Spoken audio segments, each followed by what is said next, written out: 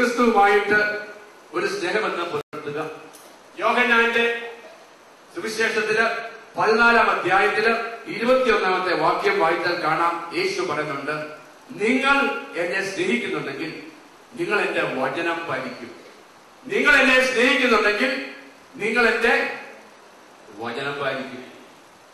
യേശുവിനെ സ്നേഹിക്കാൻ വേറെ വഴികളൊന്നുമില്ല. യേശുവിനെ സ്നേഹിക്കുന്നവൻ യേശു പറയുന്നു, നിങ്ങൾ എന്റെ വചനം പാലിക്കും. ഇന്ന് വരെ വചനം പോലും കണ്ടിട്ടില്ല. ഏതാനും നാളുകളായിട്ടുള്ളൂ വചനം കേൾക്കാൻ തുടങ്ങിയിട്ട്, എന്നാലും വായിക്കാറില്ല, വായിച്ചാൽ അനുസരിക്കാറുമില്ല. അങ്ങനെയുള്ളവർ യേശുവിലേക്ക് എങ്ങനെ സ്നേഹിക്കാൻ സാധിക്കും? യേശു പറയുന്നു, നിങ്ങൾ എന്നെ സ്നേഹിക്കുന്നെങ്കിൽ നിങ്ങൾ എന്റെ വചനം പാലിക്കും. നിങ്ങൾ എന്റെ വചനം പാലിക്കുമ്പോൾ ഞാൻ എന്നെ തന്നെ നിങ്ങൾക്ക് വെളിപ്പെടുത്തി തരും. I will reveal myself to you. യേശുവിന് ഇന്നും നമുക്ക് അവിടുത്തെ വെളിപ്പെടുത്തി തരാൻ സാധിക്കും. കാരണം യേശു ക്രിസ്തു ജീവിക്കുന്നു, ഇപ്പോൾ ഇവിടെ ജീവിക്കുന്നു. ആ യേശുവിനെ നമ്മൾ ഇപ്പോൾ കാണാൻ പോകുന്നത് നമ്മളുടെ ബാഹ്യമായ ഈ കണ്ണുകൾ കൊണ്ടല്ല.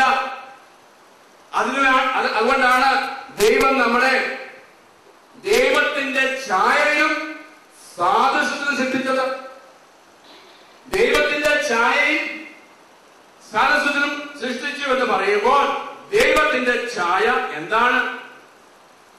യോഹന്നാന്റെ 4-ാം അധ്യായത്തില് 24-ാമത്തെ വാക്യം പറയുന്നു, ദൈവം ആത്മാവാണ്. ആത്മാവായ ദൈവം നമ്മളെ ഓരോരുത്തരെയും ആ ആത്മാവായ ദൈവത്തിന്റെ ഛായയെ സൃഷ്ടിച്ചു എന്ന് പറയുമ്പോൾ നമ്മുടെ ഛായ എന്തായിരിക്കും? നമ്മൾ ആത്മാവാണ്.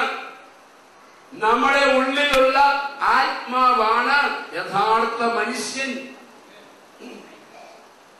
ഈ ആത്മാവായ മനുഷ്യന് ഈ ഭൂമിയിൽ കാണപ്പെടാൻ വേണ്ടി മണ്ണിൽ നിന്നും ദൈവം മെനഞ്ഞെടുത്ത ഒരു ശരീരമാണിത്.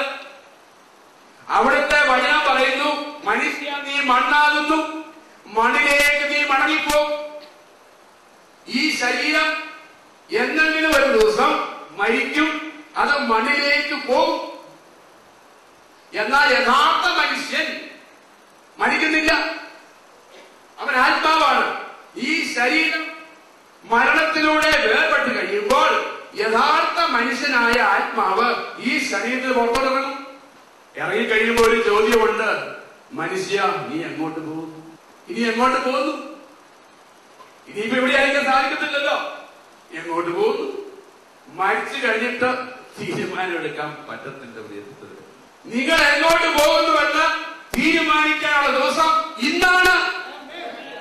നീ എടുക്കുന്ന തീരുമാനം ദൈവം നിനക്ക് തന്ന സ്വതന്ത്ര മനസ്സ് ഉപയോഗിച്ചുകൊണ്ട് നീ ഇപ്പോൾ എടുക്കുന്ന തീരുമാനം നിത്യമായി നീ എവിടെ ചെലവഴിക്കുമെന്ന് ഇപ്പോൾ അറിയാൻ പറ്റും.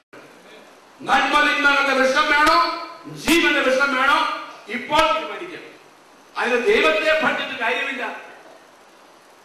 ഈ സമയം യേശു ക്രിസ്തുവിനോട് കൂടി ഇപ്പോൾ തന്നെ ആത്മാവായ മനുഷ്യൻ ഇപ്പോൾ തന്നെ ആത്മീയമായ ദൈവരാജ്യത്തിൽ ഇപ്പോൾ തന്നെ ഇരിക്കാൻ സാധിക്കുമെന്ന് ദൈവത്തിന്റെ വചനം സാക്ഷ്യപ്പെടുത്തുന്നു. രക്ഷിക്കപ്പെട്ടവരോട് എഫേസ്യോസിന്റെ 2-ാം അധ്യായത്തില് 6-ാമത്തെ വാക്യത്തിൽ പറയുന്നു, നിങ്ങളെ ഉയർപ്പിച്ച് ഇപ്പോൾ തന്നെ യേശു ക്രിസ്തുവിനോട് കൂടി സ്വർഗത്തിൽ ഇരുത്തിയിരിക്കുന്നു. ആരോടാണ് ഈ വചനം സംസാരിക്കുന്നത്?